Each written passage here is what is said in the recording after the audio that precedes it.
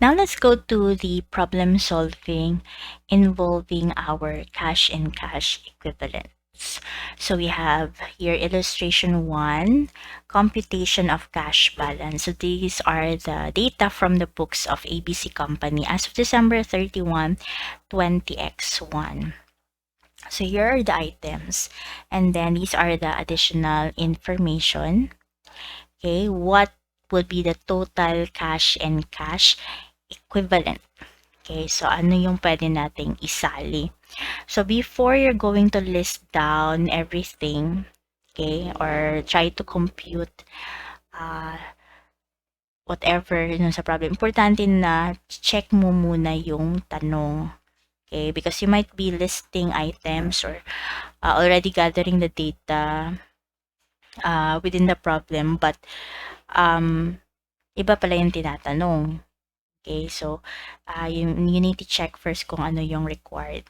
So, magkano yung cash and cash equivalent. So, meaning, hindi lang yung cash, but also the cash equivalent. So, ipagsasama mo yung na-qualify as cash and also for the cash equivalent. So, first is, we have the cash on hand. So, this one qualifies as cash. But you need to check the items here kung may transaction ba na related to your cash on hand. So you have letter A. Cash on hand includes a 20,000 check. Okay. Payable to ABC Company dated January 10, 20x2.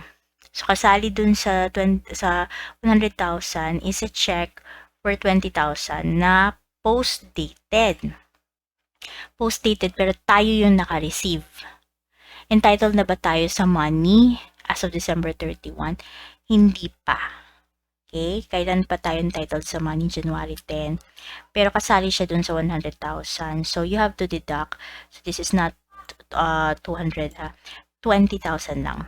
Okay, 20,000 PDC, post-dated check. Again, this is only 20,000. So, therefore, the correct cash on hand is 80,000. Next is you have your cash in bank current account. This qualifies as cash, but you need to check if there are other items that might affect the balance here to make it correct. So during 20x1 December, checks amounting to 60,000 and 40,000 were drawn against cash in bank current account in payment of accounts payable. A 60,000 check is dated January 15, 20x2. And the 40,000 check is dated December 31, 20x1.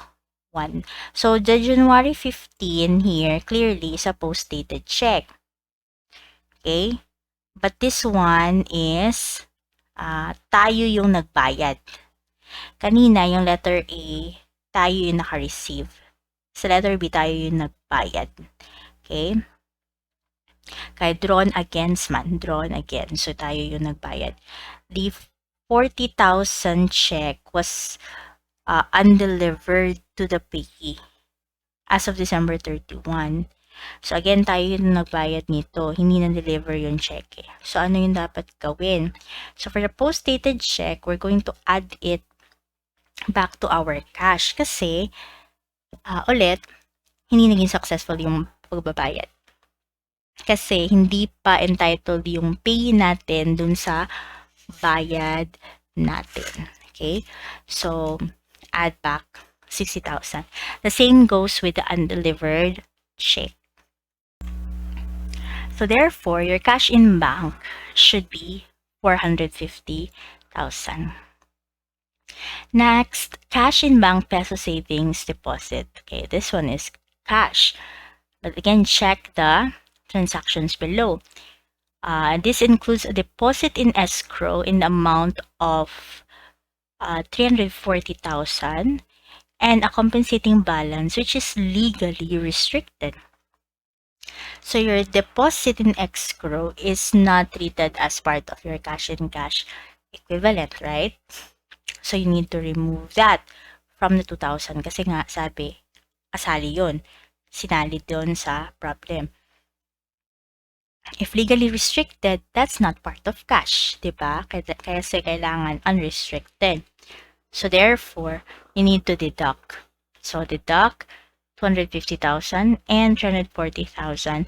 You will get 1,410,000. Next is you have cash in dollar deposit. That's $100,000. Okay, so $100,000 times multiplied by the rate. Dapat i-convert siya into peso. So, nandito yung details. Okay, so you have the cash in bank dollar deposit unrestricted account includes interest of $2,000 net of tax directly credited to ABC. Then, the exchange is 40,000. So, kasali rin naman sa cash natin yung 2,000. So, walang problema doon.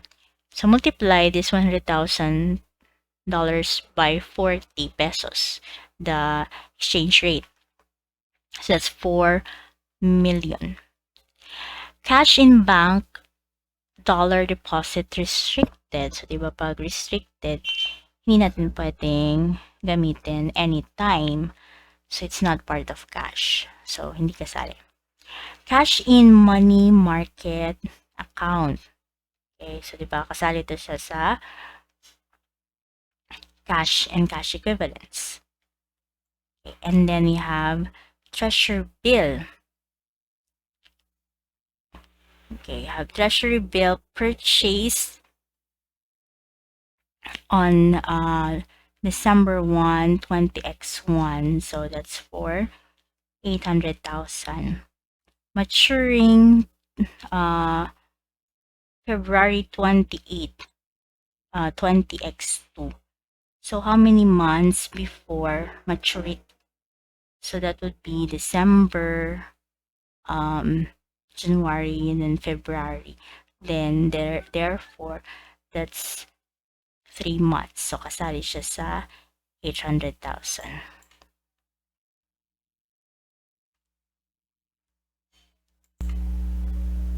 Next, we have the treasury note. So the treasury note is different with the treasury bill. The treasury bill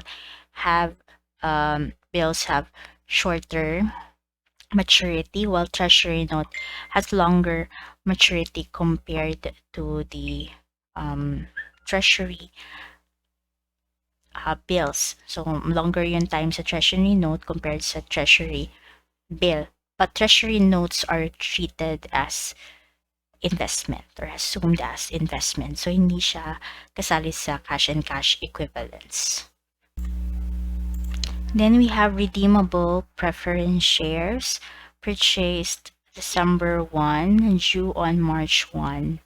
So going back to the lesson material, so this is part of the cash and cash equivalents, and this was purchased 3 months prior to maturity, so included.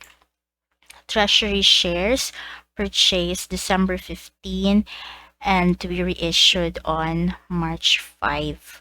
So this is different from the treasury bill and the treasury note. Treasury shares do not fall under cash and cash equivalents nor in investments because these are shares that we have issued, binenta na natin, and then we acquired it. Again, binili natin. So it's not part of our investments. Okay, it's part of the shareholders equity section. So hindi siya kasali sa current assets. So hindi siya kasali dito. Then we have sinking funds, as mentioned also kanina, that this is will always be classified as non-current. Now let's go to the bank overdraft. Okay, the cash balance of ABC Company comprises the following. You have the following items of cash, then additional information. What should be the cash reported in the financial statements? Okay, included si cash on hand. Then we have the savings in, cash on hand includes undeposited collection. So this does not require any adjustment. because dapat lang nakasali sa cash on hand yung undeposited collections.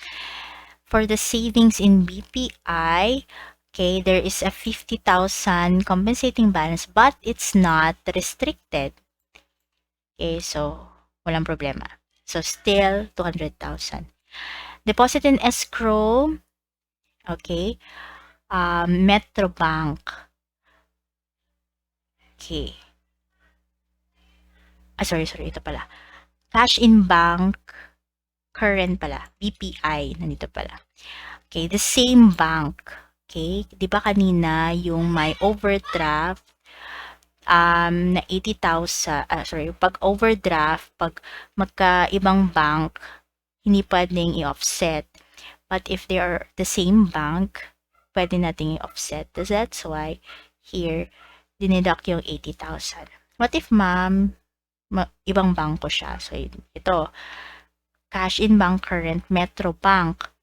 So, since it's in a different bank, hindi mo siya pwedeng i-deduct dun sa mga balances na positive. So, this will be a current liability. So, current liability to siya. Okay, the same goes with the cash in bank current BDO. Current liability rin to. So, hindi to siya pwedeng i-minus dun sa mga positive balances na cash in bank. Then, deposit in escrow, di ba, hindi to siya cash and cash equivalent. So, this is the total amount of cash to be reported in the financial statements. If you like this video, don't forget to click like, subscribe, and hit the notification bell to be updated with the latest video lessons. Thank you for watching.